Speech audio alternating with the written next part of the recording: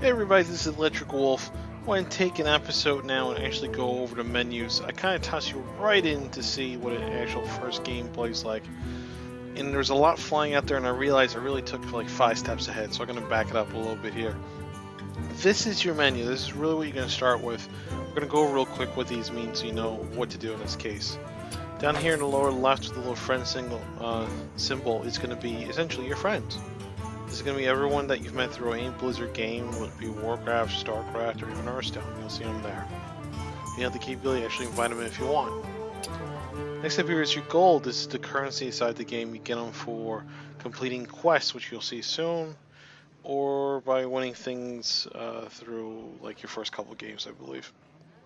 Use them to buy packs or enter the arena, which I'll show you through the shop. And last but not least, your options button, your game menu. Of course, this handles things such as what video graphics you want to work with, what's your sound level at, what exactly you want to do in terms of like how well detailed it is, sound background, full screen. I think pretty much you'll be able to get that, and of course enable challenging nearby players in your friends list. Alright, let's go back to here. So down here in the lower left you have your quest log. They'll show you what you got during the day, kind of like the daily quest premise that exists in Warcraft. You'll see them down here. Over here is going to show you the class levels of each of your characters. You'll always have these. Although this time it shows you that I have 2 that are currently locked, so I can't use them. Play mode, right here, is showing me what my totals wins are and what my rank is, which is pretty awful. And Arena is something similar to that. Total level among all my characters right now is 19. Over here is a shop. This is where you can use your gold to get packs. It takes 100 gold to get a pack. Or you can buy a pack itself. 2 packs itself require $3, 7 $10, so on and so on and so on. Now, the problem is that it's 5 cards, with only 1 card will be rare or better. And since this is an open beta, it's not going to carry over. You're going to get 1 card once. So why you spend more than that in open beta wouldn't really make sense to me, but see a good reason, go for it. Of course, it'll all your good warnings and everything, but I mean, if you got money you just want to lose, go right ahead, but really it would only make sense if you want to buy more than 1. If you only want to buy 1 at this point. Open packs, if you actually bought a pack or got a pack through gold, you see it here, you click on it, it's a whole interface to see it. It's like 5 floating cards you get to turn over yourself. Very cool premise. Very like ceremonial, so it kind of gives you some sort of fulfilling stance at that point.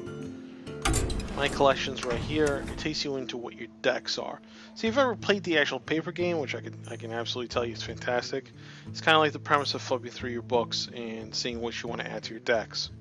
With some cool things too. This is actually showing you all the basic stuff by class and by neutral. So you can go through and decide which ones you actually need to. And it's actually ordered by number of crystals unless you decide to filter it down here at the bottom. 0, 1, 2, 3. You notice the tabs are changing in this premise. Right now there's not much for you on 7.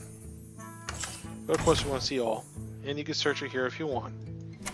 All sets will show you stuff that you get here. There's your reward set. Nothing. Any promos that you get, there should be nothing.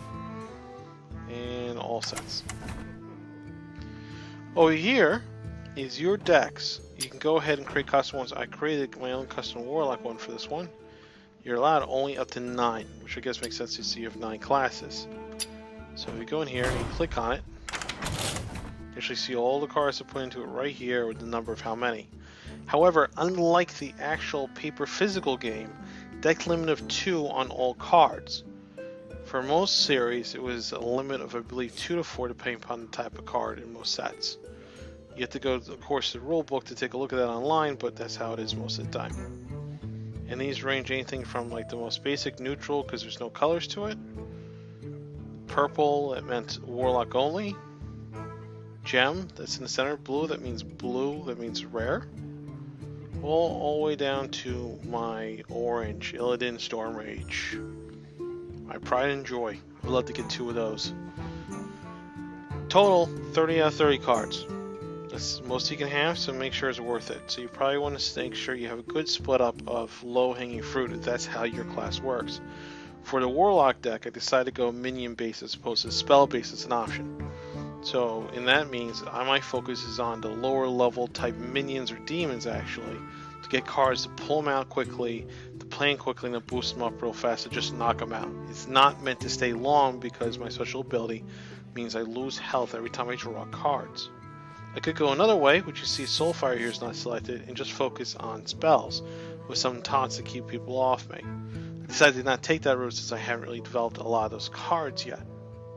Well, how do you develop cards? Very good question. You can acquire cards through leveling your character. It'll get you 2 for every 2 levels, I believe, depending upon your class, stopping at 10. You get them through packs, or you get them by crafting, which is a cool addition here.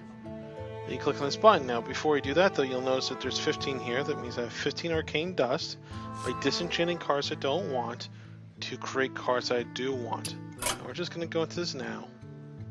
And obviously, this is not the one I want to do because I don't want to disenchant anything in my deck. All right, so now we're in the all set, and we're going to go to crafting mode. Like I said, I'm focusing on a Warlock deck, so I really don't want to take away anything from these. So I'm going to go to class I'm not necessarily playing as of right now. And a lot of that could be the Druid. No. Let's go through and see what we had to disenchant. See, I don't want to take rid of this one because that's more of a rare type card. And it actually seems useful if I ever do it. This one is a very common card in this case. Zero is pretty powerful though. So I've always kind of been hesitant. So we have the Paladin, we have the Rogue here. I don't think I have a card. Shaman, that I have no special cards for. Warlock, which I have tons of cards for. Warrior, that I don't have anything. And my neutral cards, which actually are pretty good. Divine Shield. All these are pretty common. Alright, so I'm going to do this. So I'm not using a class that actually requires a weapon. I'm going to disenchant this one. So what you can see here is I'm going to actually press, see this is one of my storage bit, and if I press disenchant, it disappears. And you see of course a little thing here. The white gem obviously means common, so I'm not going to get a lot from it. So let's go back and take a look. Priest one, probably the same thing here. Yep, it's only a +5, whereas to make it requires 40. What was the other one? Alright, so disenchant this one only gets me 20. You know what? So I'm not doing it, and for the sake of this game, yeah, I'm still not going to do it because it's a rare coin. So I'm going to hold off on that one. But for the sake of showing you something, I still want to do at least one for you. I'm using her because it only makes sense to use her with the Warlock.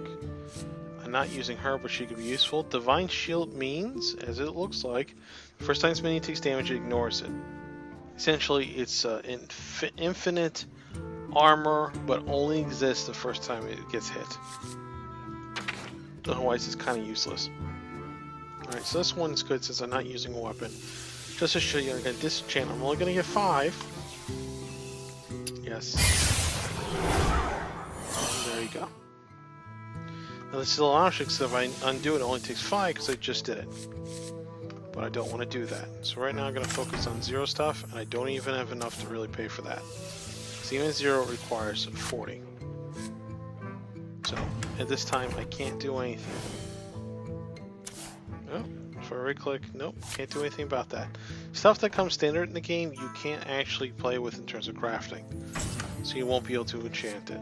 But when you are ready to do that, and you do crafting mode, click on something, and if you have that 40, you'll click here and actually would create the card. It's a really cool scenario.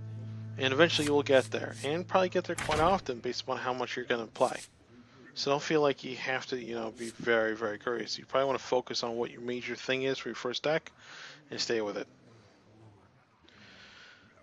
Alright, so now that we're done with this section, we can go back to the main menu. Here we are. Arena's only open until you unlock every hero, and as you saw in what I used, I only have 7 of the basics unlocked. I still need to unlock these 2. You unlock them essentially by just playing through. See? In order to get those, you need to actually play through, and well, looks like there's lots written there, but you can't see it. And you play through the other heroes to get to the point where you would actually get these new additions.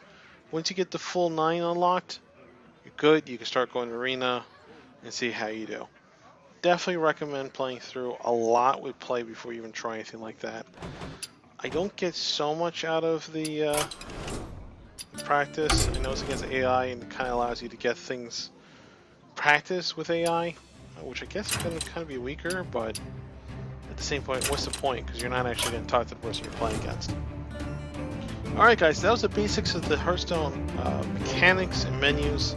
Thank you very much for watching. Please hit like and subscribe if you actually enjoy these videos so we can keep it going.